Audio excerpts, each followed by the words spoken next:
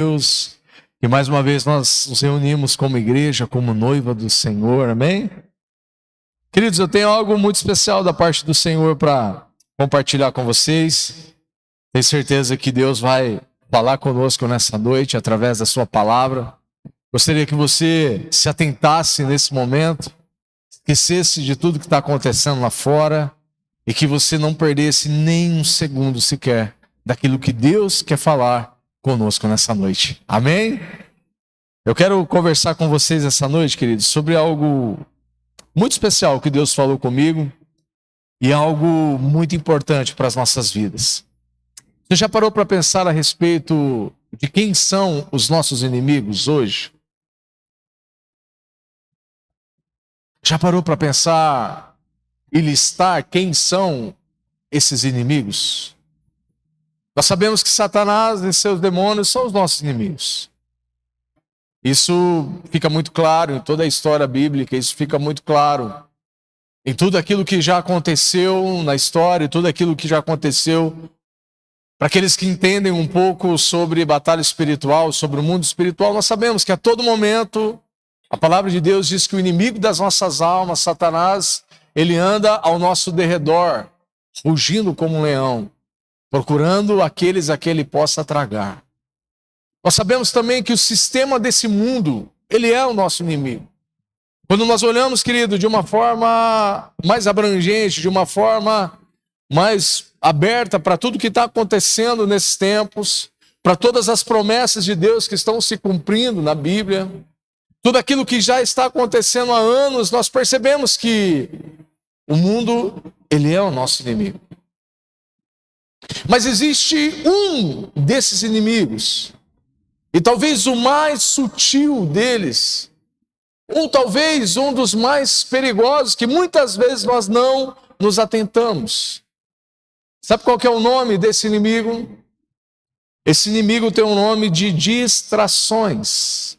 Você pode repetir comigo? Distrações. Esse é o assunto que nós vamos conversar nessa noite. Cuidado com as distrações. Você pode repetir comigo? Cuidado com as distrações. Feche seus olhos por um instante, Pai amado. Muito obrigado, Senhor, por essa noite tão especial. Obrigado por cada vida aqui, Senhor, que o Senhor trouxe até esse lugar, Pai. Obrigado porque nós somos a Tua noiva, nós somos a Tua igreja, Senhor. Obrigado porque o Senhor tem um compromisso, Pai, com a Tua noiva e com a Tua igreja, Pai. Obrigado pela Tua palavra, Senhor, que tem transformado as nossas vidas dia após dia, Senhor. Obrigado porque essa noite o Senhor separou uma porção especial para nós da Tua palavra, Pai. Nós não queremos sair daqui, Senhor, da mesma maneira que nós entramos, Pai. Nós queremos sair daqui transformados pela Tua palavra. Nós queremos sair daqui vivificados pela Tua palavra, Pai. Nós queremos sair daqui confrontados, Senhor, pelas verdades da Tua palavra, Senhor. Transforma as nossas vidas, Senhor, e fala conosco de uma maneira especial, em nome de Jesus. Amém? Cuidado com as distrações, meu irmão. Abre a sua Bíblia comigo no Evangelho de Lucas, no capítulo de número 14, e a partir do verso de número 15. Eu quero compartilhar com você um texto da palavra de Deus que vai introduzir o nosso pensamento nessa noite. Muito obrigado, Catuí. Evangelho de Lucas, capítulo 14, verso de número 15. Eu vou ler aqui na NVI, e a palavra de Deus aqui diz o seguinte: ao ouvir isso, um homem que estava à mesa com Jesus exclamou: feliz será aquele que participar do banquete do reino de Deus. Jesus respondeu com a seguinte parábola: certo homem preparou um grande banquete e enviou muitos convites. Quando estava tudo pronto, mandou o seu servo dizer aos convidados: venham, o banquete está pronto. Mas todos eles deram desculpas. Repita comigo: desculpas. Um disse: acabei de comprar um campo e preciso inspecioná-lo. Peço que me desculpe. O outro disse: acabei de comprar 5 juntas de bois e quero experimentá-las. Sinto muito. Ainda o outro disse: acabei de me casar, não posso ir. O servo voltou e informou ao seu senhor o que tinha dito. E ele ficou furioso e ordenou: vá depressa pelas ruas e becos da cidade e convide os pobres, os aleijados, os cegos e os mancos. Depois de cumprir essa ordem, o servo informou: ainda há lugar para mais gente. Então o Senhor disse: vai pelas estradas do campo, junto às cercas e entre as videiras, e insista com todos os que encontrar, para que venham, de modo que a minha casa fique cheia. Pois nenhum dos que antes foram convidados provará do meu banquete. Jesus, ele contou uma parábola, querido. Os seus discípulos, eles estavam reunidos aqui, conversando acerca de assuntos sobre o reino de Deus. E Jesus, ele conta essa parábola. E é muito interessante porque nós percebemos algumas coisas importantes aqui nesse texto. A primeira coisa que Jesus fala é que um certo senhor preparou um grande banquete. Nós precisamos entender, queridos, o que significa banquete na palavra de Deus. Quando a Bíblia, quando Jesus fala sobre banquete, quando os evangelhos falam sobre banquete, não é uma simples refeição onde nós nos assentamos à mesa dia após dia. Quando ele fala sobre banquete, não é algo do cotidiano, não é algo natural. Pelo contrário, quando ele fala de banquete, ele fala de um período de comunhão e de um período de relacionamento com aqueles que estariam assentados na mesa. Ele não fala de um café da manhã, banquete não fala de um jantar ou de um almoço. Banquete fala de dias assentado para ter comunhão, para ter experiência, para ter tempo de mesa e para valorizar aqueles a quem eles haviam convidado. Aquele homem preparou um grande banquete, querido. E é interessante nós entendermos que aquele senhor não tinha um interesse somente de honrar aquelas pessoas. Aquele senhor não tinha a intenção de servir uma comida boa para aqueles convidados. Era algo muito maior. Era algo muito mais importante. Aqueles convidados eram pessoas que aquele senhor gostaria de desfrutar da presença deles. Muito mais do que o que eles iriam comer. Muito mais do que eles haveriam de beber. Aquele senhor havia preparado um banquete para desfrutar da presença e da companhia dos seus convidados. Aquele senhor preparou um banquete, querido, para ter comunhão. Aquele senhor preparou aquele banquete para ter relacionamento com aqueles a quem ele havia convidado. Por isso que a palavra de Deus, querido, aponta para o grande dia. É por isso que o Senhor Jesus, um dia, ele vai voltar para buscar a tua igreja, para buscar a tua noiva, para se encontrar com a sua noiva, e ali haverá um grande banquete. Amém? Banquete não fala de comida, meu irmão. Banquete não fala de bebida, porque nós podemos nos assentar à mesa e termos um banquete espiritual. Tomando um café preto e comendo uma pipoca.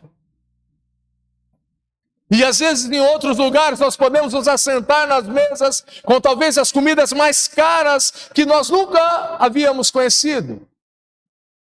E aquele momento não se tornar um banquete. O banquete também fala, querido, de pessoas.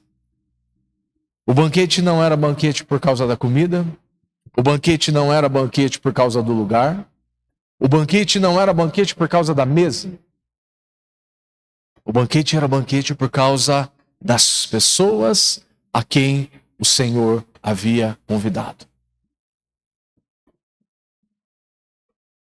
Outra característica importante sobre o banquete: ninguém se assentava num banquete e logo se levantava para ir fazer qualquer outra coisa. Ninguém se assentava para um banquete com pressa. Ninguém se assentava num banquete pensando nos seus afazeres, no seu dia a dia.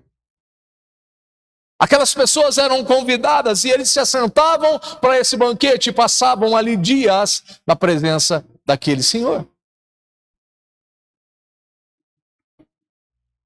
Isso fala sobre o banquete. O banquete era um sinal de valorização de um relacionamento, querido. O banquete era algo que precisava ser valorizado, que precisava ser desfrutado. Muito mais do que um momento. O mais importante ali é desfrutar de um relacionamento com aquelas pessoas. É interessante nós pensarmos sobre relacionamento, porque nós fomos criados. Cada um de nós aqui, querido, foi criado de forma extraordinária pelo Senhor. Foi criado de forma magnífica pelo Senhor, com as características individuais que cada um de nós aqui temos. Da maneira com que Ele quis, com a cor do cabelo, com a cor dos olhos, com a altura, com o tamanho, enfim. Deus criou cada um de nós de uma maneira peculiar e de uma maneira maravilhosa e extraordinária. Posso ouvir amém? Amém. Mas Deus nos criou com um propósito maior. Quando nós falamos sobre propósito, nós às vezes buscamos entender aquilo que nós podemos fazer. Qual o trabalho que eu posso desempenhar? De que maneira que eu posso servir o reino de Deus? Mas existe um propósito maior e um propósito universal que todos nós fomos criados. Você sabe qual que é esse propósito maior? Esse propósito maior chama-se relacionamento. Desde o início, meu irmão, quando nós abrimos lá em Gênesis a palavra de Deus, desde o início, desde a criação, Deus sempre fez questão de estabelecer um relacionamento com o homem. A palavra de Deus diz que todos os dias, na viração do dia, Deus ia ter com Adão e Eva. Todos os dias, e quando a palavra de Deus diz que todos os dias, significa todos os dias. O pastor Luciano Subirá ainda brinca, ele fala que Deus não respeitou nem a lua de mel de Adão e Eva. Deus estava lá. Mesmo na lua de mel de Adão e Eva, Deus estava lá. Tendo um relacionamento com o homem. E mesmo, querido, mesmo quando o homem pecou, Deus não faltou ao encontro. Mesmo quando o homem pisou na bola e feio, Deus poderia dizer, hoje eu não vou. Mas no outro dia, no mesmo horário, Deus estava lá. E sabe qual foi a pergunta de Deus para Adão? Você lembra? A pergunta de Deus para Adão foi, Adão, o que você fez? Não, Deus sabia o que Adão tinha feito. A pergunta de Deus para Adão foi, Adão, onde você está? Tem algo maravilhoso aqui, querido. A pergunta de Deus não era o que ele havia feito, porque Deus sabia o que ele havia feito. Mas a palavra de Deus diz que Adão se escondeu do Senhor. Como se era possível se esconder do Senhor. Adão e Eva se esconderam do Senhor. E a pergunta de Deus para Adão, relacionada a onde ele está, fala sobre Adão. O que você fez para não vir ter um relacionamento comigo? Não era, querido, Deus não estava preocupado com aquilo que ele havia feito. Deus estava preocupado porque ele não havia ido ao encontro diário deles. Deus não está preocupado, meu irmão. Deus sabe e conhece os nossos corações. Deus sabe que nós falhamos. Deus sabe que nós precisamos dele. Deus sabe que nós vivemos pela graça e pelo favor imerecido dele. Mas Deus está muito mais preocupado. Porque nós faltamos aos encontros. Deus está preocupado, meu irmão, com a intimidade. Deus está preocupado com o relacionamento com Ele. Pastor, está dizendo isso porque Deus precisa da nossa presença? Não. Deus não precisa de nós, querido. Deus nunca precisou do homem, nem vai precisar. Mas Deus faz questão. Olhando para a própria palavra de Deus, Deus sempre fez questão de se relacionar com o homem. Em toda a Bíblia, querido, desde Gênesis até Apocalipse, você vai perceber Deus se manifestando, Deus se revelando, Deus se entregando, Deus morrendo numa cruz para se relacionar comigo e com você. Deus entregou aquilo que Ele tinha mais precioso, meu irmão. Deus entregou a melhor parte dEle para morrer numa cruz, para pagar o preço por causa do meu, do seu e do nosso pecado. Sempre foi assim, meu irmão. Em toda a história bíblica, Deus sempre se importou com o relacionamento com Ele. Salmo de número 25, verso de número 14. Diz que a intimidade do Senhor é para aqueles que o temem, os quais Ele dará a conhecer a sua aliança. Essa versão aqui está na King James.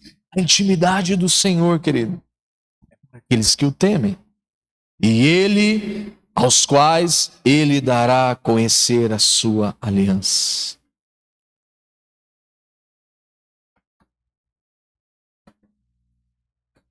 Todo o plano de redenção, querido, da Bíblia, todo o plano perfeito de Deus de redimir o homem, de salvar o homem, de restaurar o homem, ele aponta para o nosso relacionamento com Ele. Todo o plano, querido, de libertação na nossa vida, ele aponta para o nosso relacionamento com Ele. Todo o plano, querido, de salvação na Bíblia aponta para o nosso relacionamento com Ele. Você percebe que a Bíblia, querido, e que a história de Deus, ela aponta para uma coisa chamada relacionamento. E a pergunta dos céus para nós nessa noite: por que nós não nos relacionamos mais com Ele?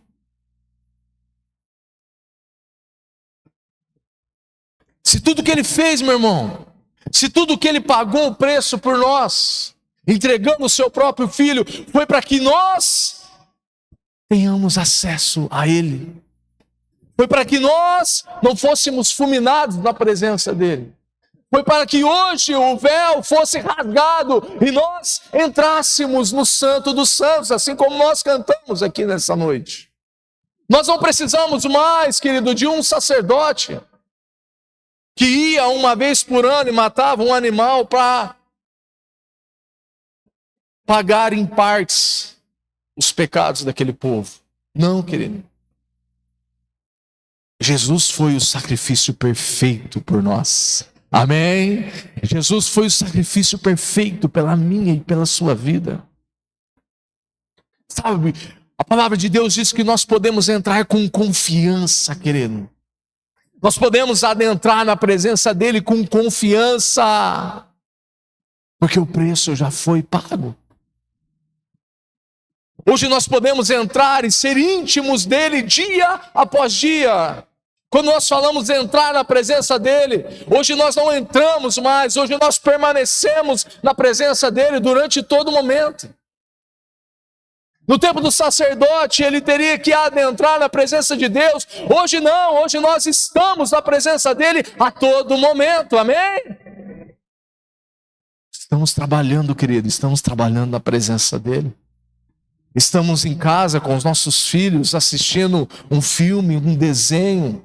Estamos nos assentados na mesa, nós estamos assentados na mesa, na presença dEle.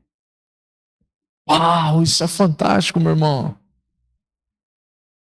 Nós não precisamos mais, querido, de meios humanos. O sacrifício foi feito de uma vez por todas. Amém? O plano também da redenção, querido, ele aponta para a adoração a Deus, querido. Desde o início, querido. Desde o início. Porque adorar a Deus, querido, não é só cantar uma canção. Adorar a Deus não é ter uma voz bonita, saber tocar um instrumento. Adorar a Deus não fala daquilo que nós fazemos, fala daquilo que nós somos. Nós somos adoradores, e quem é adorador não precisa ter uma voz bonita. Se tiver, é melhor. Acredito que soa melhor os ouvidos do Senhor. Se não tiver, tá bem, tá tudo certo. Mas adoração fala do nosso estilo de vida, querido. Nós adoramos a Deus quando nós cuidamos da nossa casa, quando nós cuidamos da nossa família. Nós adoramos a Deus quando nós desempenhamos o nosso trabalho. Nós adoramos a Deus quando nós nos relacionamos uns com os outros. Nós adoramos a Deus e nós fomos criados para ter intimidade e para adorar a Deus.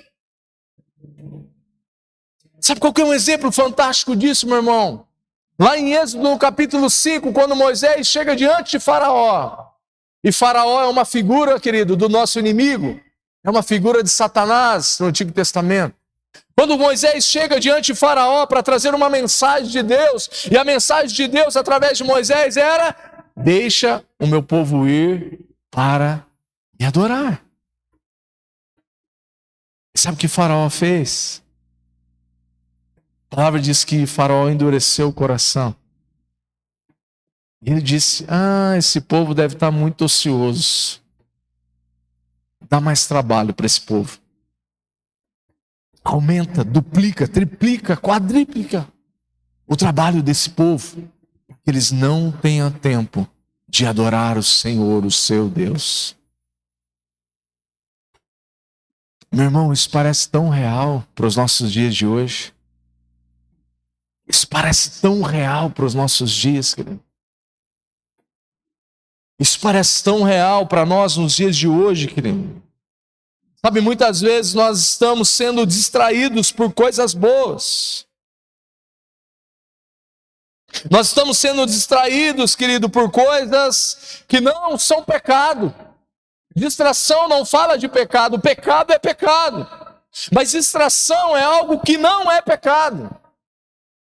Mas pode se tornar. Distração não fala de coisas ilícitas. Distração fala de coisas lícitas e que muitas vezes são coisas boas.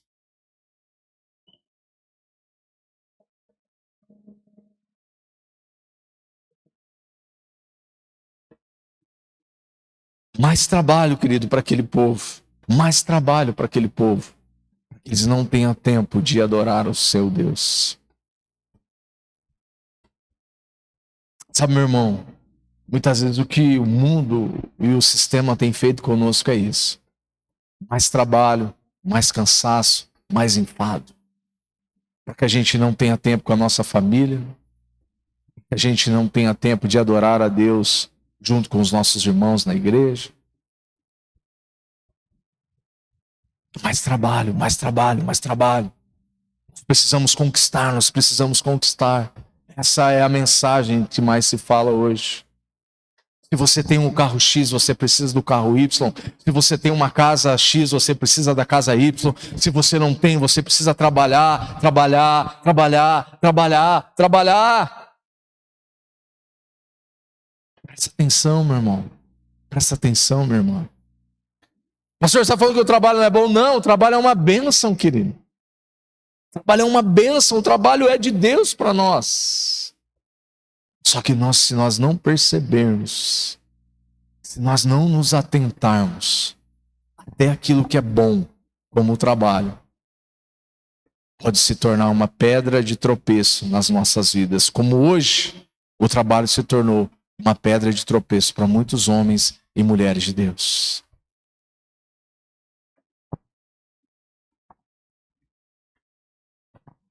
O propósito maior de Deus, querido, para todos nós, é para que nós tenhamos comunhão e um relacionamento com Ele e uns com os outros. Pastor, e por que as distrações são tão perigosas, querido? A distração fala sobre isso. Fala sobre algo bom. Distração nunca vai ser alguém fantasiado de capeta. Distração não vai vir fantasiada de demônio, não. Distração é algo bom. Pastor, se a gente se assentar para assistir um filme na Netflix, a distração é bom, não é? Lógico que é. Mas dependendo da maneira que você fizer isso e a quantidade de vezes que você fizer isso, pode se tornar uma distração. Tem muitas coisas, querido, que nós podemos listar aqui, mas nem tem necessidade, querido. A maioria das coisas boas, feitas sem equilíbrio, elas se tornam distrações na nossa vida. Olha o que eu acho interessante esse texto de 2 Timóteo, capítulo de número 1 e verso de número 7. Olha o que o apóstolo Paulo diz sobre isso. Segunda carta de Paulo a Timóteo, capítulo 1 e verso de número 7. Porquanto Deus não nos concedeu um espírito de covardia, mas de poder, de amor e de equilíbrio. Algumas traduções diz de autocontrole, algumas traduções bíblicas diz um espírito de moderação.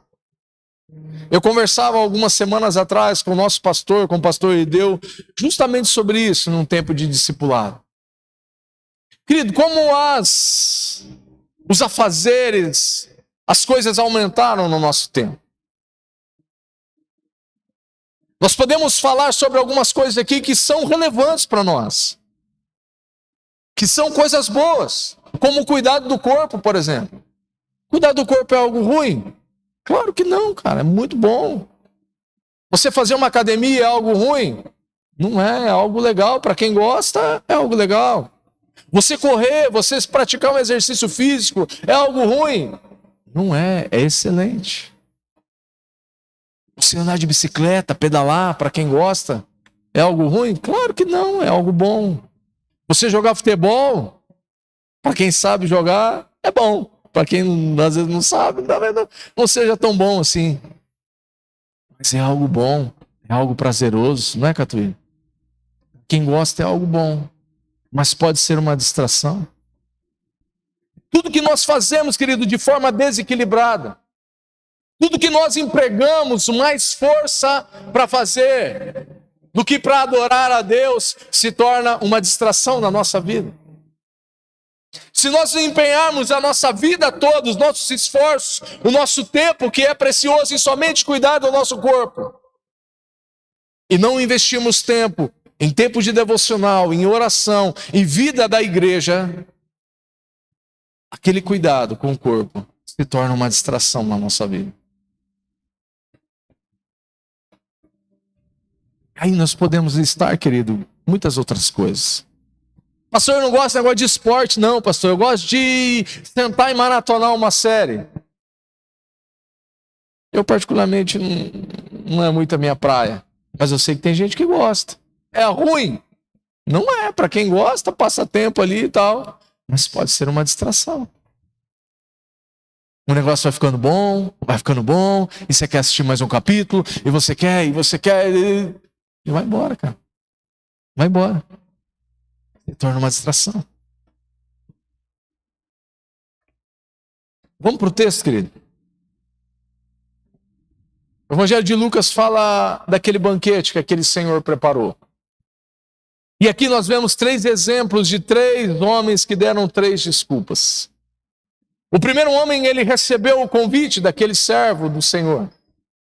E o primeiro homem aqui, ele disse: eu comprei um campo e eu preciso inspecionar esse campo. A pergunta do céu para nós nessa noite: comprar um terreno, uma propriedade é algo ruim ou é algo bom? É algo bom. É algo ótimo, é bênção de Deus para nós, querido. Mas pode ser ruim. Mas pode ser uma maldição.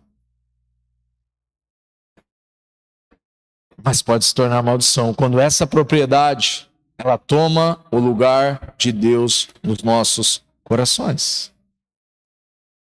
Quantas pessoas que você já conheceu na vida? Hoje, para nossa região aqui, o pessoal fala muito de casa no Porto, né? Eu quero comprar uma casa no Porto lá e tal. É errado, querido, ter uma casa no Porto? Para quem gosta, não.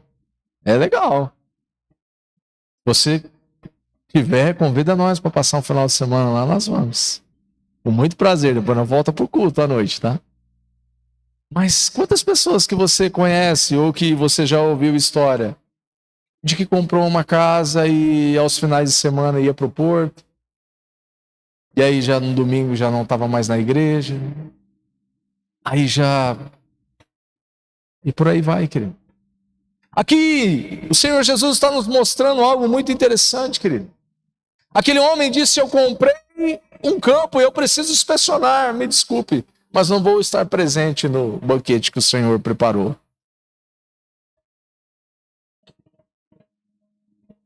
Pensa comigo, querido. O que é melhor? Um pedaço de terra, alguns alqueires de terra, uma fazenda, um sítio, uma casa na praia, ou se assentar com o nosso Senhor Jesus Cristo no grande banquete?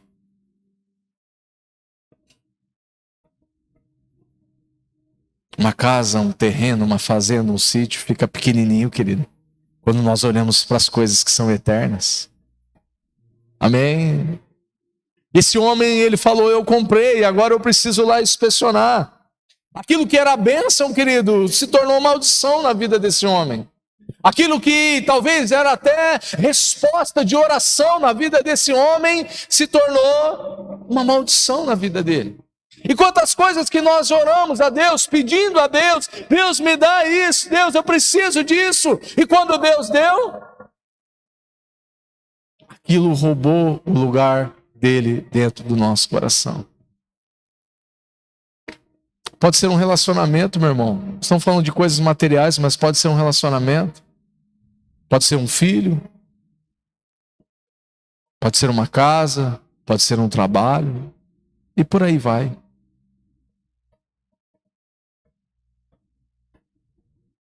É muito sutil, meu irmão. É quase que imperceptível.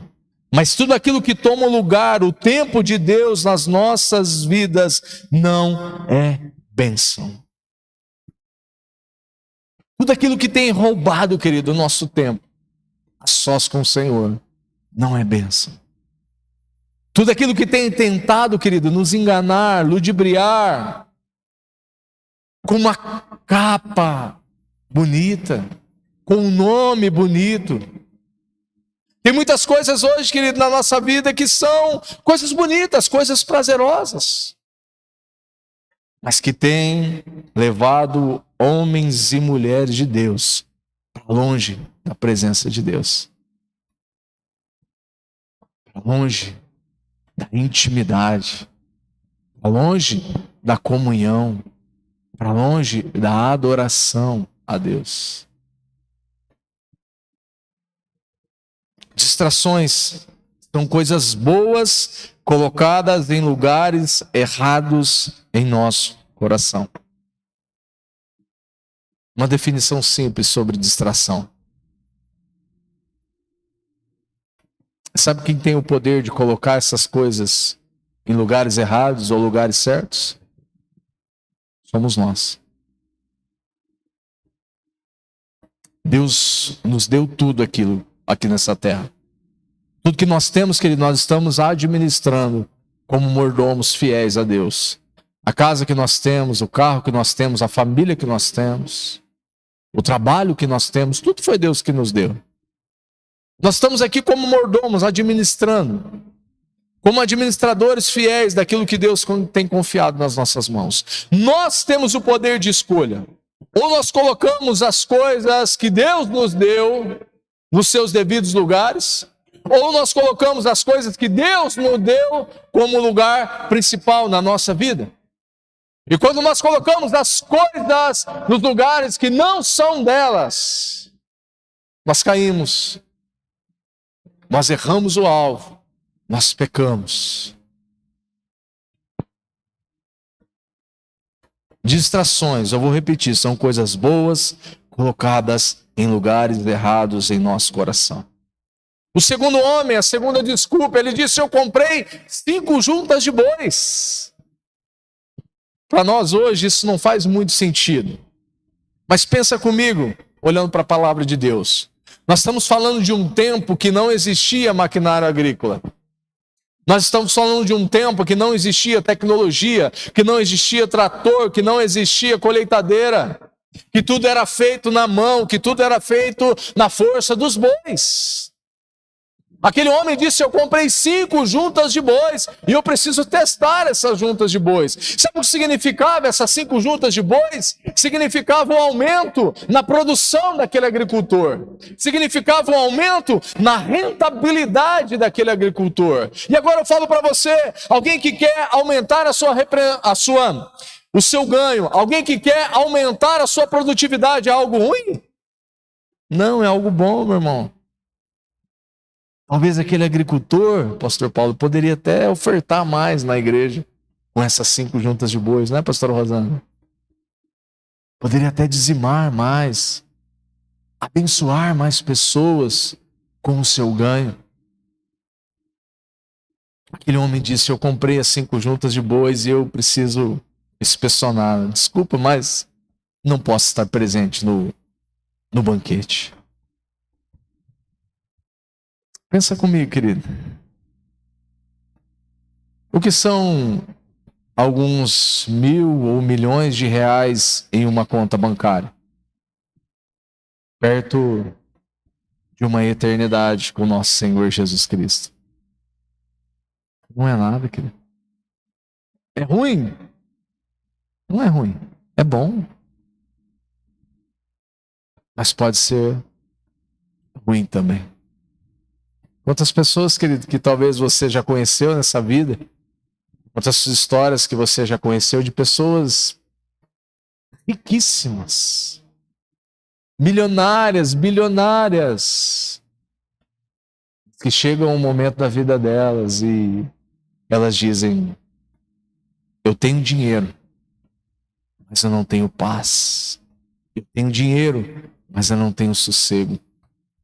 Eu tenho dinheiro, mas eu perdi a minha família, eu perdi os meus filhos, eu perdi a minha esposa.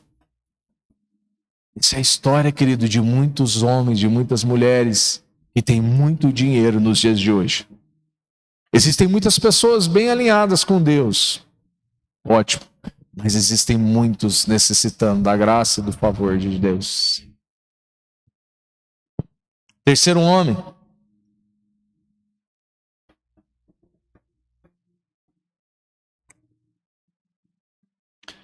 Ele disse: eu casei. Desculpa, não posso ir. E talvez das 3 desculpas, essa seja a mais plausível, não é verdade? Porque casamento, querido, não é do dia para a noite. Casamento, você não tem um estalo e fala: vamos nos casar no próximo final de semana. Tem gente que é mais rápido no negócio, mas não é assim. Na grande maioria das vezes. Casamento precisa de uma organização. Casamento precisa de recursos, não é verdade, Vinícius, Jéssica? Casamento precisa de meses de preparação, até anos de preparação, de organização. Pense em coisa, querido, que precisa para casar. Não vou falar muito não, senão tem gente solteira aí que de repente já não quer mais casar. Dá muito trabalho. Casamento é bênção de Deus, querido. É ou não é? Bênção de Deus. Casamento é propósito de Deus. Aquele homem, ele talvez seria a desculpa mais plausível aqui. Porque o casamento é algo que Deus instituiu o casamento. Que Deus escolheu um homem e uma mulher para estabelecer uma família e estabelecer um casamento. Mas pasmem, querido, até um casamento pode ser uma distração. Quantas pessoas que você já conheceu nessa vida? Que caminhava bem firme com Deus, querido, na igreja. Quantos jovens que já passaram por aqui e talvez caminhavam firme aqui na igreja, namoraram, namoro cristão, casaram e sumiu. Cadê fulano? Casou. Ué, mas casou, quer dizer, casou, sumiu da presença de Deus, sumiu da igreja, sumiu do convívio, sumiu. Até aquilo, querido, que é bênção, pode se tornar maldição para a vida da pessoa. Ou, para aqueles que são solteiros, casamento é um propósito de Deus, é bênção. Não há nada de errado. Mas pode ser errado a maneira com que você escolhe a pessoa para se casar. Não tem muita gente solteira aqui não, então não vou adentrar muito nesse assunto. Ou mais, a maneira com que nós conduzimos o nosso relacionamento. A maneira com que nós conduzimos o nosso casamento. Queridos, nesses 5 anos de ministério, a gente já presenciou algumas coisas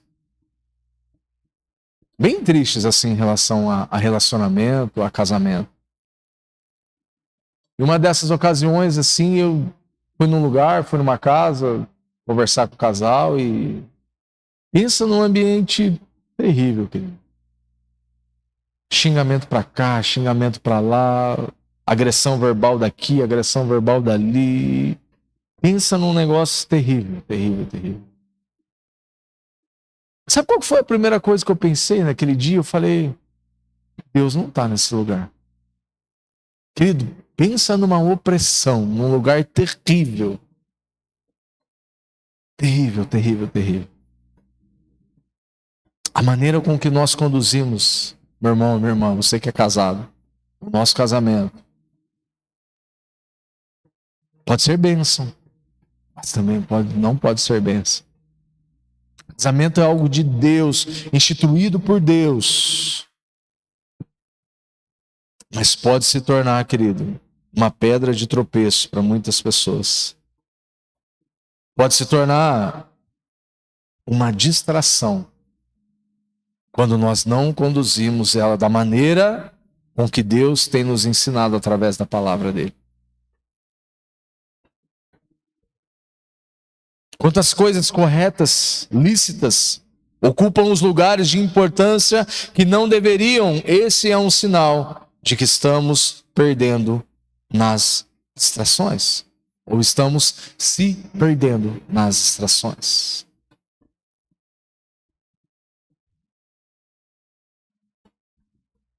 Precisamos, meu irmão, urgentemente organizar as nossas vidas pelo prisma da palavra de Deus e pedir ao Espírito Santo para abrir os nossos olhos para esse perigo, querido. Sabe o que é terrível da distração? Uns se perdem nas distrações e sabem que estão se perdendo.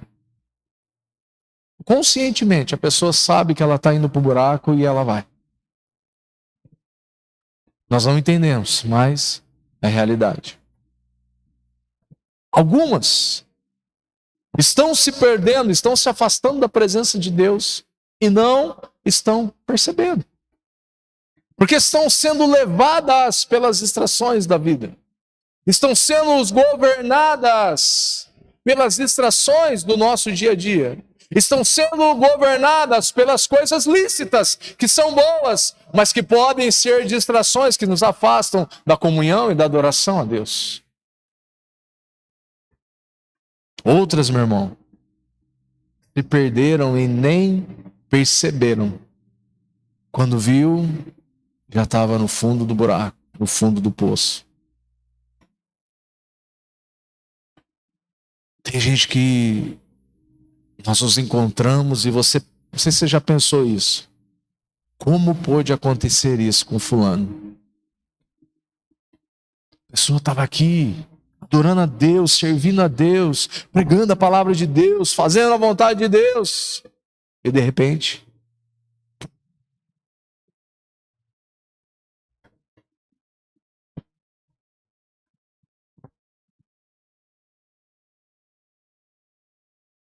Cantares de Salomão. Olha o que Salomão fala sobre isso. E eu já estou caminhando para o final dessa mensagem. Cantares de Salomão, capítulo de número 2 e verso de número 15.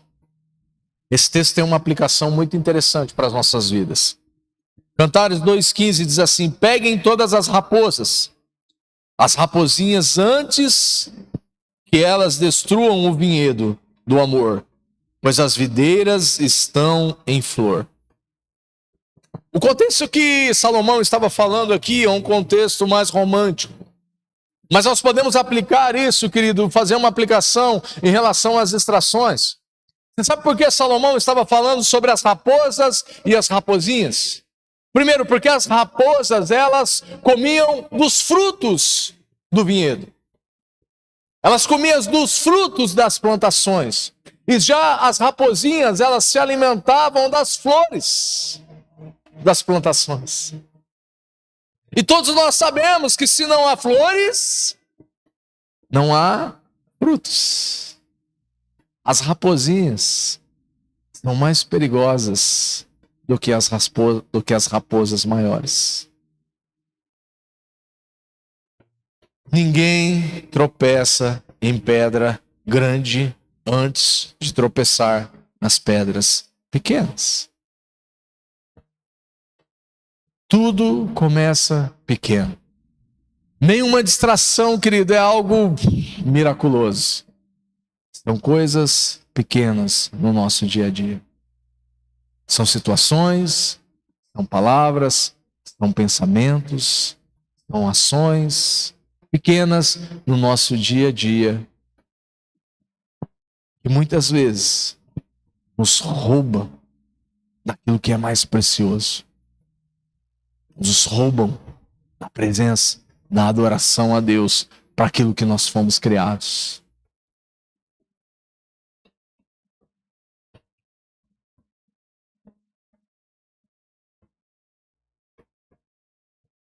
Você pode se colocar em pé? Quero convidar o pessoal do louvor aqui.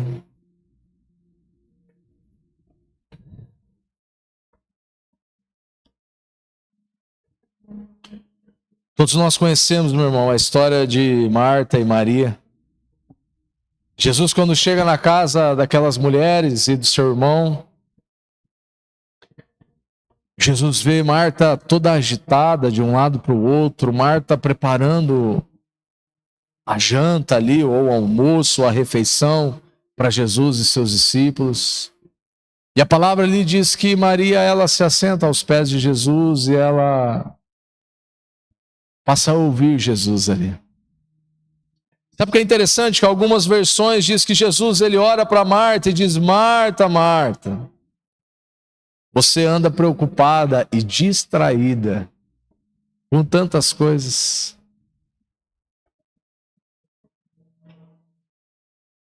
Preparar comida, querida, é algo errado? Imagina se nós recebêssemos Jesus na nossa casa. Pessoalmente. Lógico que nós prepararíamos algo gostoso para ele comer. Marta estava fazendo isso. Mas Jesus, ele repreende Marta por isso. Ele diz: Marta, Marta, você anda preocupada. Você anda distraída com tantas coisas, mas uma só é necessária. Uma só é necessária. E aí Jesus, ele estabelece um modelo aqui para nós. Maria escolheu a boa parte. E essa jamais será tirada. O que Jesus estava nos ensinando aqui, meu irmão? Às vezes são as coisas boas que nos distraem. Mas Maria escolheu estar aos pés dele, querido. Ouvir ele, falar com ele, valorizar a presença dele. Oh, meu irmão. Quantas vezes, meu irmão, nós estamos num ambiente como esse? Num ambiente onde nós estamos, talvez uns dos ambientes mais gostosos para nós estarmos. E quantas vezes, meu irmão, nós não temos valorizado isso? Quantas vezes nós estamos aqui, mas nós só estamos de corpo presente. A nossa cabeça está lá no jogo do Corinthians. A nossa cabeça está lá no que eu vou fazer depois que eu sair daqui. Meu irmão, nós precisamos valorizar isso. Era isso que Jesus estava nos ensinando através da vida de Marta e de Maria. É isso que Jesus estava falando para Marta. Marta, você está fazendo aquilo que é bom. Marta, você está fazendo aquilo que é correto, mas existe algo melhor, existe algo superior àquilo que você está fazendo e mais importante. É como se Jesus olhasse para Marta e dissesse: Marta, valoriza a minha presença, Marta. Eu estou aqui, você não vai me ter aqui por toda a vida. Maria fez isso, meu irmão. Maria fez isso, minha irmã. Valoriza a presença de Deus. Valoriza os lugares onde carrega a presença de Deus. Valorize as pessoas que carregam a presença de Deus. Valorizam os lugares onde Deus está se manifestando, tocando, curando, libertando pessoas. Amém? Valoriza isso, meu irmão. Sabe, queridos, muitas vezes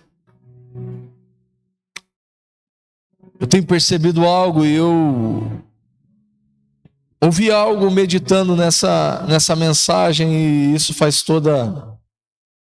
tem toda a importância para mim. Muitas vezes nós estamos aqui como igreja discutindo como que nós vamos fazer o pão. Um quer colocar a farinha primeiro, outro, não, na minha receita eu coloco os ovos primeiro. Não, na minha receita eu coloco o açúcar primeiro. Não, na minha receita não é o fermento químico, é o fermento assim, é o fermento assado. E nós estamos sendo distraídos, querido, pela maneira de fazer o pão. E não muito longe de nós existem pessoas passando fome, esperando pelo pão.